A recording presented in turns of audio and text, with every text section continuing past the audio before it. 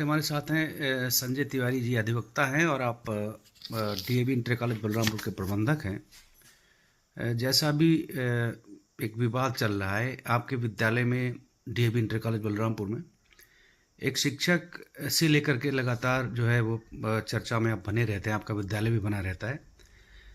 क्या कहेंगे वकील साहब, क्या प्रकरण क्या है ये? सिर्फ शिक्षक की ये था कि हम शिक्षक से कहते कि आप पढ़ाइए, आप अपने कक्षाओं को पढ़ाइए। शिक्षक वो साइंस के टीचर हैं, LT ग्रेड के, उनको 6 से 10 तक के बच्चों को साइंस पढ़ाना है जी। वो 9-10 में इस बच्चों को कहते हैं कि मैं फिजिक्स पोर्शन नहीं पढ़ाऊंगा। वो कहते हैं मैं 33 साल से 30 साल से पढ़ा रहा हूँ जी, एक ही विषय पढ़ा रहा हूँ, तो साइंस फिजिक्स पोर्शन कौन पढ़ाएगा? कहीं ऐसी व्यवस्था माध्यमिक एक्ट में हो कि फिजिक्स के लिए टीचर हमको मिल गया हो। जब हमारे यहाँ साइंस के 2 ही टीचर हैं जी, एक अशोक तिवारी जी हैं और एक क्या नाम है वो हैं अखंड प्रताप सिंह जी हैं जी। अखंड प्रताप सिंह जी आए दिन बीमार ही रहते हैं जी, ये अपनी कक्षाएं पढ़ाते नहीं है। नहीं, वो तो लगातार करें हम पढ़ाते हैं। तो साइंस उनसे पूछ लिया जाए कि फिजिक्स पोर्शन पढ़ाएं कि नहीं पढ़ाएं, वो है ना, फिजिक्स पोर्शन पढ़ाते हैं अगर जो वो तो दिखाते हैं बच्चों को। इस साल भी physics portion 10th 9th 10th पढ़ाने के लिए मैंने प्राइवेट टीचर रखा है। अच्छा, प्राइवेट टीचर भेज करके पढ़वा रहा हूँ, मैं कोर्स पूरा कराया हूँ। वो कह दें कि मैं क्या नाम है फिजिक्स पोर्शन 9th 10th का पढ़ाया हूँ। वो सिर्फ सारा विवाद सिर्फ ये है न पढ़ाने का। हमारे स्कूल में 2-3 ऐसे हैं जो नहीं पढ़ाना चाहते हैं, कक्षाओं में जाना नहीं चाहते हैं, और कक्षाओं में जाते हैं तो मतलब बातें इधर उधर की बातें करते हैं, पढ़ाते नहीं, कोर्स नहीं पूरा करा जाते। सिर्फ इसीलिए हमने सिर्फ यही कहा कक्षाएं पढ़ाइए। आप तनख्वाह पाते हैं, गवर्नमेंट तनख्वाह देती है आपको 1.5 लाख रुपए। गरीब बच्चे पढ़ते हैं वहाँ पे, जो बच्चे कहीं नहीं पढ़ पाते हैं वो हमारे पढ़ने आते हैं। हमारे पूरे 6, 7, 8 फीस माफ है। 11, 9, 10, 9th और 11 में शायद 600 रुपये या 500 रुपये, कुछ 500 कुछ रुपये फीस है। आपका उनका प्रकरण क्या है, कहाँ से मामला ये शुरू हुआ ये बताएं। हम गए थे एक दिन, क्या नाम, अगस्त 2024 की बात है। हम गए थे राउंड पे निकले, ये बाहर घूम रहे थे, मोबाइल बतिया रहे थे। हमने कहा पढ़ाऊँ मिस्टर साहब, जाके पढ़ाइए, पढ़ा क्यों नहीं रहे हैं? पर इसी पे इन्होंने हमारे खिलाफ बता दिया। 2-3 इनको और सहयोग मिल गया, न पढ़ाने वाले स्कूल के लोग हैं, और उन्होंने गैंग बना लिया और उनका हमारे खिलाफ बिल्कुल बजा दिया। इनकी जब प्रकरण बढ़ा तो इनकी मैंने जांच कराई जी, इनकी नियुक्ति पत्रावली जांच कराई। पता चला कि सरस्वती शिशु मंदिर में पढ़ाते थे पहले, हमारे स्कूल से पहले। अच्छा, तो जब हमारे स्कूल में इन्होंने दिखाया, सर्विस बुक में इनकी लिखी हुई एंट्री है 11/7/91 को इन्होंने ज्वाइनिंग दिखाया है अपने यहाँ, जबकि हमारे यहाँ इनके ज्वाइनिंग का कोई प्रपत्र नहीं मिलता है। इनकी कोई नियुक्ति पत्रावली हमारे यहाँ नहीं है। इनका विज्ञापन कब निकला, चयन समिति कौन सी थी, कब इनका चयन हुआ, कोई जानकारी विद्यालय में, कोई पत्रावली विद्यालय में उपलब्ध नहीं है। अब हमने सरस्वती शिशु मंदिर से सूचना मांगी, तो सरस्वती शिशु मंदिर ने बताया ये कि 30 सितंबर को ये क्या नाम है 30 सितंबर 91 तक वो वहां पे नौकरी किए हैं। कहाँ पे? सरस्वती शिशु मंदिर में 30 सितंबर 91 तक। 30 सितंबर 91 तक इन्होंने वहां पर नौकरी किया है, और 3 अक्टूबर 91 को इन्होंने सितंबर 91 माह का वेतन लिया है जी। तो ये अगर जो सितंबर 91 तक वहां पे नौकरी कर रहे थे ये जी, तो इन्होंने ये हमारे यहाँ जुलाई में कैसे ज्वाइन कर लिए? मतलब इन्होंने दोनों जगह नौकरी करी, दोनों जगह नौकरी कैसे कर सकते हैं ये जी? तो ये हम हमारे यहाँ इन्होंने नियुक्ति इन्होंने जो कहा, जो कह रहे हैं ये कि हमने 11/7/91 में ज्वाइन किया अपने यहाँ। 11/7/91 में इन्होंने ज्वाइनिंग के लिए लिखा प्रधानाचार्य को, तो प्रधानाचार्य सिर्फ लिख रहे हैं, बाबू लिख रहा है 1 प्रत प्राप्त किया, कहीं ज्वाइनिंग का इनके पास अभिलेख नहीं है। इन्होंने प्रिंसिपल ने क्या लिखा है, सिर्फ सीन किया है जी। कहीं इनको कार्यभार ग्रहण नहीं कराया गया 11/7 को। ये कह के आ रहे हैं कि 11/7/91 को हमने विद्यालय में कार्यभार ग्रहण किया। इनकी कोई नियुक्ति पत्रावली नहीं है। इस पे कमेटी ने जांच कमेटी गठित की 3 सदस्यीय, और इनको सस्पेंड किया, बाद में टर्मिनेट कर दिया।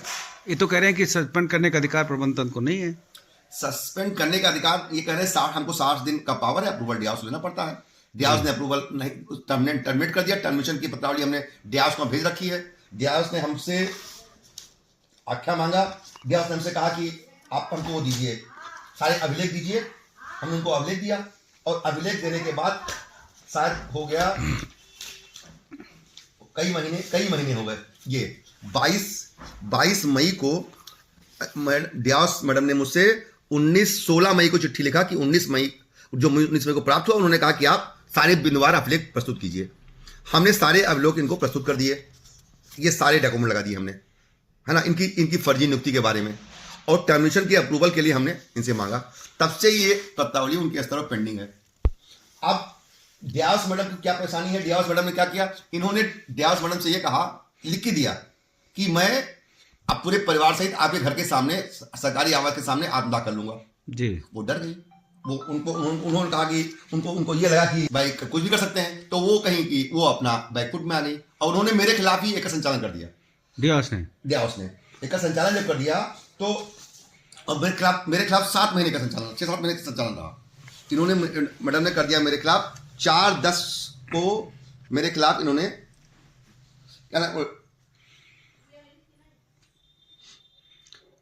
मेरे खिलाफ एक संचालन कर दिया और इसके बाद 4/10/24 को कर दिया संचालन। इसके बाद काफी सुनवाई के बाद 24/4/2025 को एक संचालन संयुक्त शिक्षा निदेशक महोदय ने अपने आदेश के द्वारा निरस्त किया। इसके बाद डियास मैडम इतना दबाव में आ गई और उन्होंने मेरे खिलाफ मेरी कमेटी भंग करने का रिकमेंड कर दिया।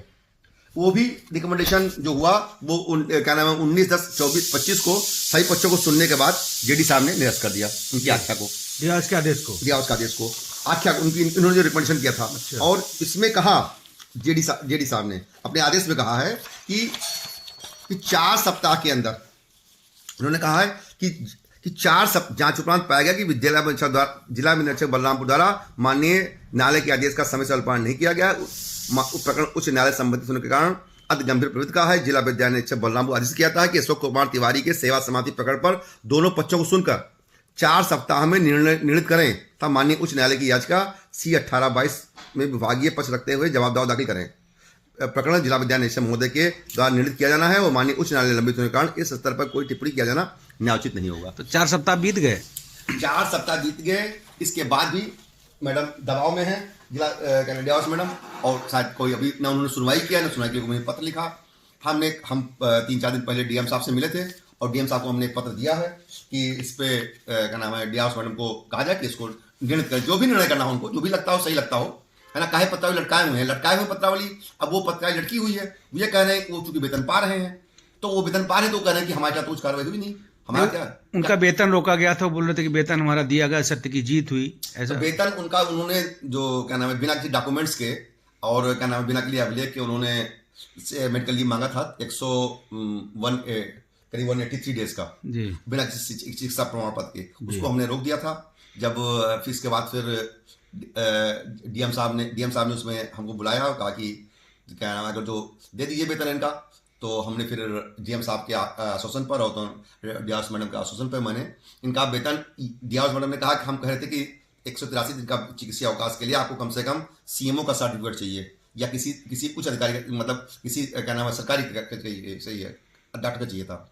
लेकिन डियास मैडम ने उसमें कहा कि शिथिलता बढ़ते हुए मुझे पत्र लिखा कि वो प्राइवेट टीचर देते हैं अस्पताल का, तो उसका भी मान लिया जाए। तो इन्होंने इनका खुद का एक अस्पताल है, इनकी बहू, इनका लड़का और इनकी बेटी चलाती है वरदान अस्पताल, वहाँ से इन्होंने सर्टिफिकेट बनवाया है ना फर्जी, और क्या नाम है उसकी हमने जांच भी नहीं कराई। अगर जांच कराएंगे तो फर्जी निकलेगा, विभागीय जांच कराएंगे तो।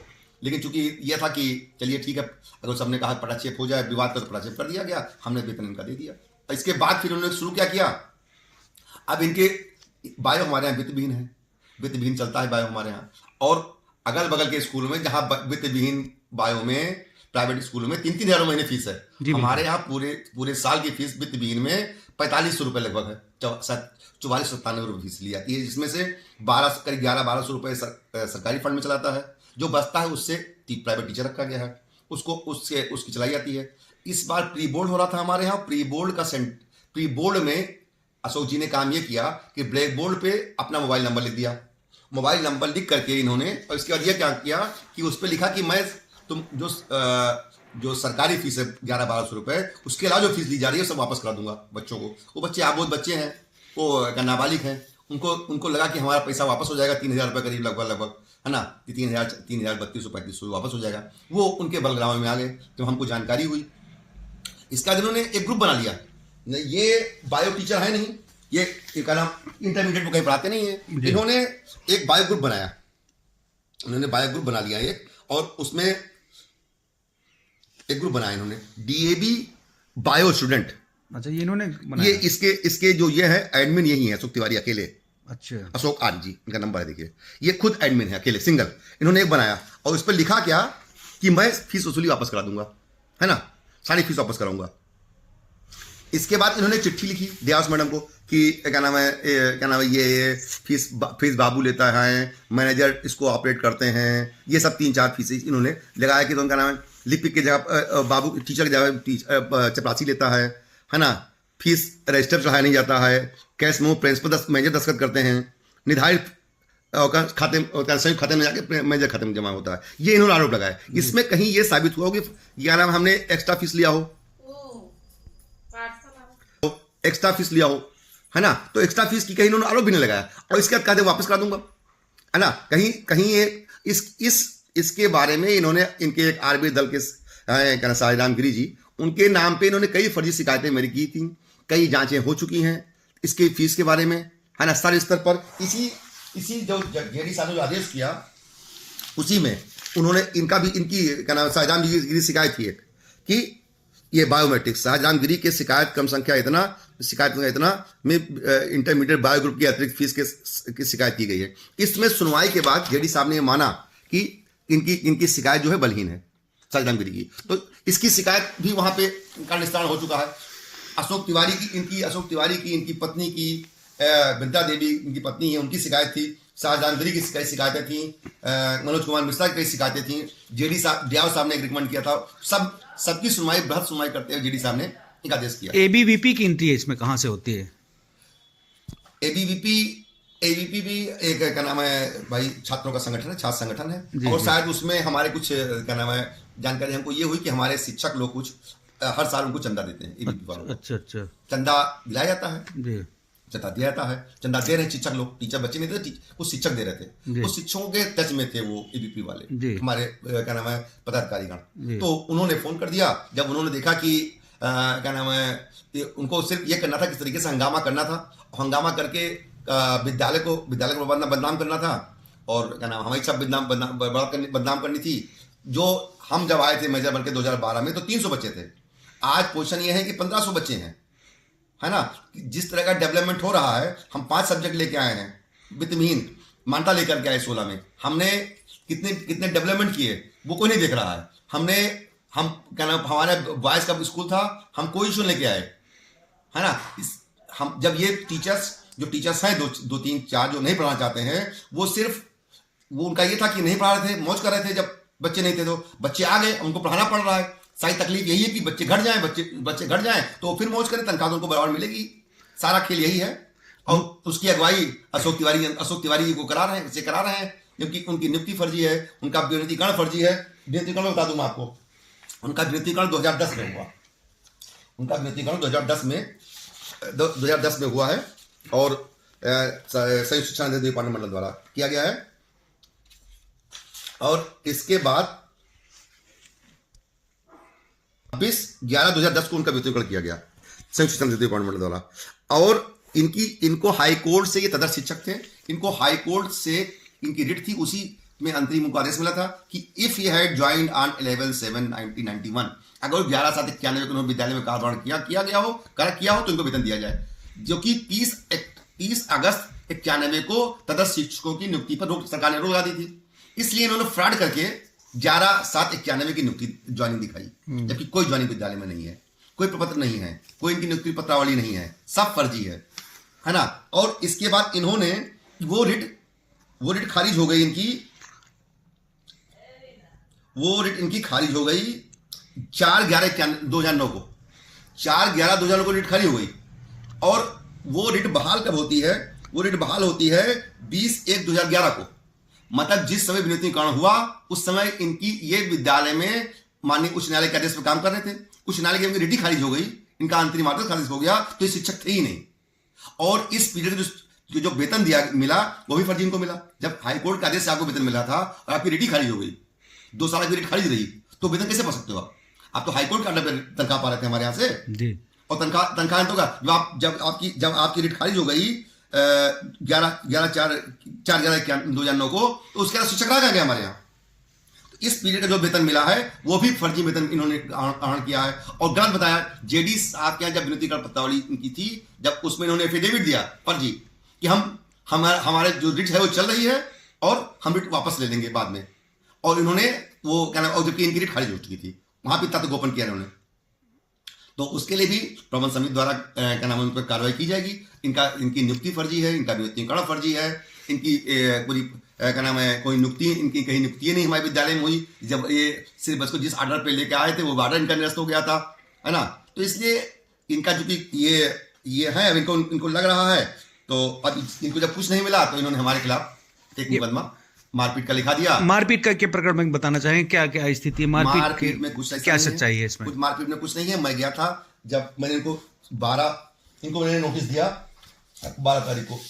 किस बात को लेके? इसी के कि आप ये जो बायो के बच्चों को भ्रमित कर रहे हैं फीस वापस दिलाने के नाम पे, है ना, बेवकूफ न बनाइए आप। और आप, है ना, विद्यालय को आप शिक्षक खराब कर रहे हैं। आप शिक्षकों के तो क्या है, आप शिक्षक गरिमा के विरुद्ध काम कर रहे हैं। इस पर इनको नोटिस दिया मैंने। जब नोटिस दिया मैंने तो 12 जनवरी को, वही नोटिस इनको मिला 13 को रिसीव हुआ इनको नोटिस। जब रिसीव हुआ बस इसी पे ये हम गए थे बच्चों को समझाने के लिए उसी दिन कि बच्चों तुम पढ़ाई करो, हमारी बोर्ड परीक्षा है, कोई समस्या हो पढ़ाई तो बताओ, जो कोर्स पूरा ना हो उसको बताओ। लेकिन क्या नाम है, तब तक हम निकल रहे थे, तब तक ये आ गए। ये कारण बताओ नोटिस है, इन्होंने 13 को रिसीव किया है कारण बताओ नोटिस, और 12 की डेट में दस्तखत किया था, 13 को इन्होंने प्राप्त किया। और जब इनको नोटिस मिल गया बस ये फिर बौखला गए, इसी में बौखला गए और हमसे आके कहे कि तुम क्या नाम, तुम रावण हो, कलयुग में रावण हो, ये है वो है। और बच्चों को इन्होंने नुकसान रखा था, हल्ला मचाना शुरू कर दिया, बच्चे बाहर निकल आए। चूंकि हम ये थे कि हम अवॉइड किए और हमने ये सोचा कि कहीं मतलब विवाद ना बढ़े और हम अपनी गाड़ी लेके चले आए। इसके बाद इन्होंने पूरे परिसर में हल्ला मचाया कि मुझे मारा गया पूरी तरीके से, और क्या नाम है, रोड जाम कर दिया इन्होंने, सड़क पर लेट गए ये, है ना। कोतवाल खिलाफ इन्होंने भत्ता की, कोतवाल खिलाफ क्या नाम है, उन्होंने कहा कि मुझसे बिके हुए हैं, इस तरह का स्टेटमेंट दिया। अभी बाद में जानकारी हुई जब मैंने वीडियो देखे इनके। तो इस तरीके तो क्या है, ये तरीके से ये सिर्फ हमको विद्यालय को हमको बदनाम करने के लिए इनकी षड्यंत्र है, और इनका षड्यंत्र विफल होगा। हम क्या नाम है, हम सिर्फ इनको पढ़ाना है। 1,30,000 तनख्वाह पाते हैं महीने में, अगर उसको उनको जस्टिफाई करना पड़ेगा, उनको पढ़ाना पड़ेगा। अगर जो क्या नाम है शिक्षक, अगर इनको तनख्वाह चाहिए तो पढ़ाना पड़ेगा, बिना पढ़ाए तनख्वाह नहीं मिलेगा। ये है मेरा सिर्फ एक काम है कि हम प्रबंधक है तो हमारा काम है कि शिक्षक पढ़ाएं, और गरीब बच्चों को शिक्षा दिलाना हमको दायित्व हमारी कमेटी ने दिया है, तो हम उस पर अडिग हैं, हम उनको पढ़ाना तो पड़ेगा।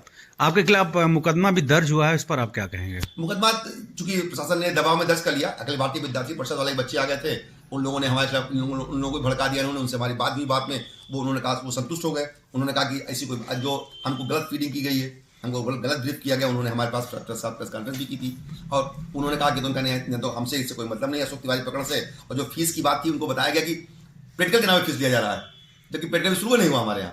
तो उस तरीके से अशोक जी ने उनको भड़काया, है ना, और बच्चों को भड़काया। तो अखिल भारतीय विद्यार्थी परिषद वाले बात समझ गए, उनको बताया जब गया। ये भी बात, जो ये बच्चे हैं ये भी समझ गए थे बात, लेकिन इनको दे दिया कि तुमका नाम कितने रुपये वापस करा देंगे। इसमें जो ग्रुप बनाया है इसमें कम से कम सब बच्चों जोड़ रखा है इन्होंने। कैसे जोड़ रखा है? इनको क्या अधिकार था? ना ये क्लास टीचर हैं, ना ये प्रिंसिपल हैं, ना ये उस कक्षा में पढ़ाते हैं, बायो पढ़ाते नहीं है इंटरमीडिएट में। तो ये किस हिसाब से ग्रुप बना लिया? क्यों इनको अधिकार दे दिया? और इस सबको बच्चों को उन्होंने आर्मी दल में जोड़ लिया, आपने बिना कुछ पूछे हुए। तो इनका जो है ये सिर्फ क्या नाम है, हमको क्या नाम है, दबाव बनाने के लिए कि इनके जो टर्मिनेशन है वो ना हो, और जो उनको कार्रवाई नोटिस दिया था इस पर फिर कार्रवाई ना हो कोई। इसलिए बचने के लिए उन्होंने फर्जी मुकदमा खिलाफ दिखाया है। पुलिस जांच कर रही है, और हम जो भी हमसे अपडेट मांगेगी पुलिस, जो भी हम दस्तावेज मांगी, जो भी डॉक्यूमेंट मांगी, वो देंगे। और हम निर्दोष हैं, ये सारा बलरामपुर जानता है, बच्चे जानते हैं, प्रशासन जानता है, जिला प्रशासन जानता है अच्छी तरीके से, पुलिस प्रशासन भी जानता है कि हम निर्दोष हैं। हमको फर्जी अशोक तिवारी ने इस मुकदमे नाम में दर्ज कराया है, और हमको जांच अधिकारी पे और पुलिस प्रशासन पे और जिला प्रशासन पूरा क्या नाम है भरोसा है, हमको न्याय मिलेगा।